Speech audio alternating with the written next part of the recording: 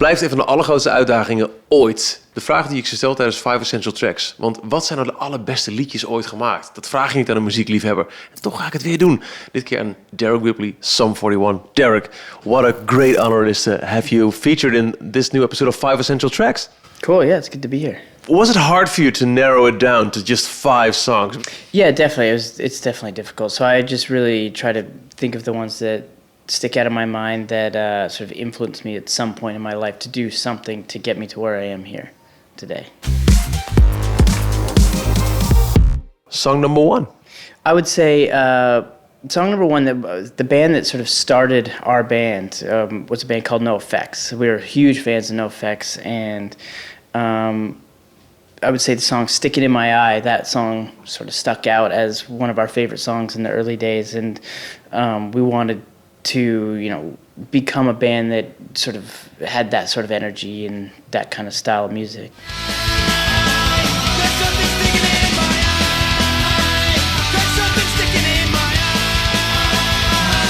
Something that when you started out as a band, or even before you started the band, something that you would listen to together at school or in your room or visit concerts together? It's definitely something we loved before we started the band. That's that band, NOFX, and that song came into our lives, and it just sort of changed everything for us. And then months later, we just decided we got to start a band that has this kind of energy and this kind of sound, really.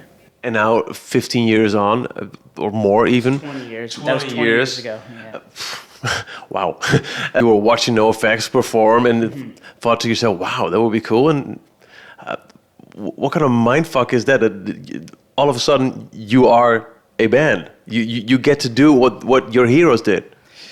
It's definitely, it's kind of, it's crazy to think about it. But yeah, we started this band when we were 16 years old, and that was the fact that we're still doing it and we're here 20 years later it's a weird thing, but it's also a really great thing. We're just really happy about it. Track number 2.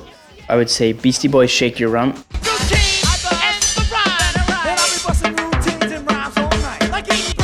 Basically anything off of Paul's Boutique, really, but that song really, when I heard that for the first time, and I was pretty young. I don't remember how old I was, but I was really young. At that time, rap music was sort of the music that I was getting into that was my own thing, because it was sort of late 80s, and I was just becoming, like around 8 or 9, 10 years old. You stop listening to what your parents are listening to. You find your own thing, and like old school rap was new school at the time, And old school used to be new school. Yeah, and so that was the cool new thing that I got into as my first sort of, that's my own kind of music, you know what I mean? And I would say that's my favorite album, and that I still listen to that album today, and it's still like, as soon as those drums kick in off the top in that song, it's like there's just so much energy to it. I love how this song, the production of it changes so much. Like every couple bars, there's a new sound, and it just keeps changing. I've sort of tried to adopt that sort of style into some of our music as well, like the changing of just totally going to a different place that you wouldn't expect. Is this something that appeared in your life, that you start finding your own musical taste, not the music that your parents were listening to? Were there fights between you and your parents? Turn that down, or what kind of crap are you listening to? I mean, yeah, there's always the typical, you're playing it too loud when they're trying to sleep, that kind of stuff. But and I think because I got into rap, at that time there was Ice-T, which, it's like there's a lot of swearing and stuff like that. It's like gangster rap. And then there's NWA, 2 Live Crew. I remember those were like the ones that you wanted to listen to that your parents, you weren't allowed. Just to upset your parents. Yeah. So, I mean, you used to have to try to like listen to it with headphones, and you'd just be blown away by how much they're swearing and, talking about violence and stuff. And, it's funny when you think about it, because like, I'm like about 9 or 10 years old at the time, thinking this is the coolest shit I've ever heard. But it's like, that's where, I mean, the music was appealing to 9-year-olds too. Yeah.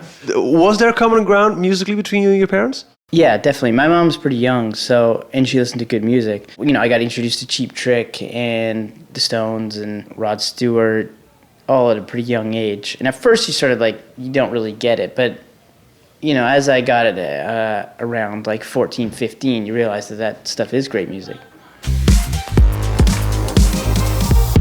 Track number 3. Elvis Costello, No Action.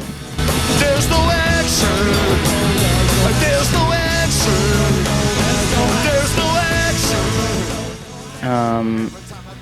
It's off of this year's Model. It's the first track. And I got into Elvis Costello when I was probably about 16 or 17, and that was like one of those kind of artists that I liked that when I brought it up, nobody else at school knew who that was. So, to me, it was like my own thing that nobody else really knew about. But it was just such great songwriting. It blew me away.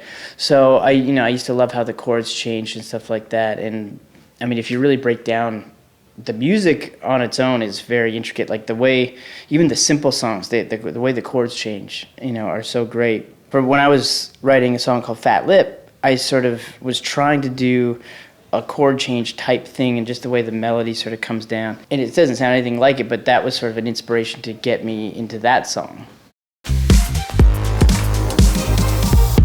Track number 4. I would say Metallica, Master of Puppets.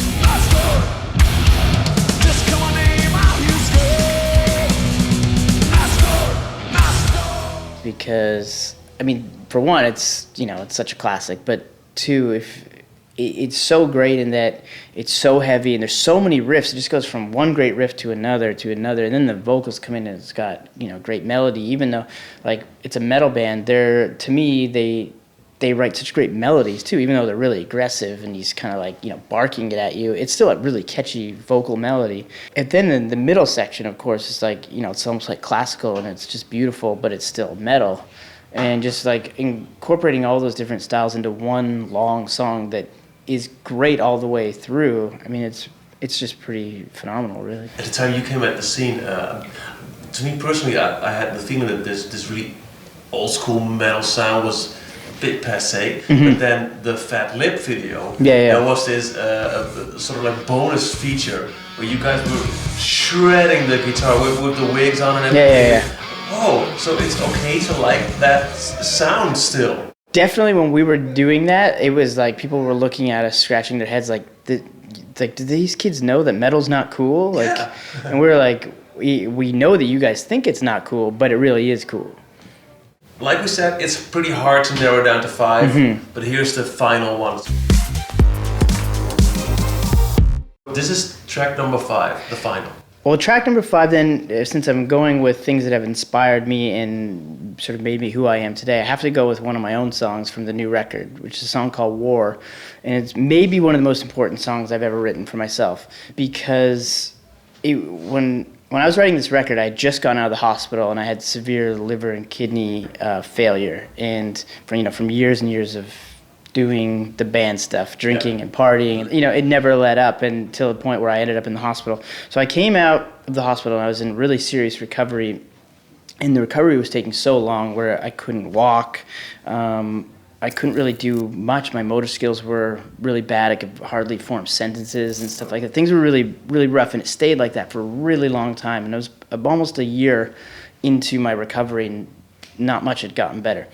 I was still writing songs at the time, and I was at this tipping point where I could have easily fallen back into that lifestyle and just said, fuck it, I'm not getting any better. This is the way I am. This is as good as it gets. Or I could fight harder and push through and just hope that I'm going to get better still.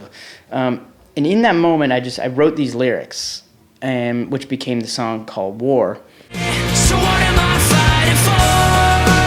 Everything back and more. And I'm not... Once I had written all these lyrics about fighting for something that you believe in, something that you love so much, that you're willing to push as harder than you ever have, I had all these lyrics that I thought, well, I have to live up to this. Instead of like just going to the bottle, I went, for a piece of paper and started writing lyrics, and I stuck with it. And then I eventually, a year after that, here I am, So it's an important song to me. Yeah, I can imagine.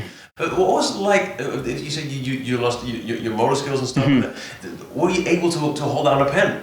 At first, it was really difficult. At first, I couldn't even play guitar. When I picked up a guitar for the first time, I knew how my fingers were supposed to go, but it was like when I first learned how to play guitar, like that first year when you try to play and then you can't really get your hands to get to the next chord.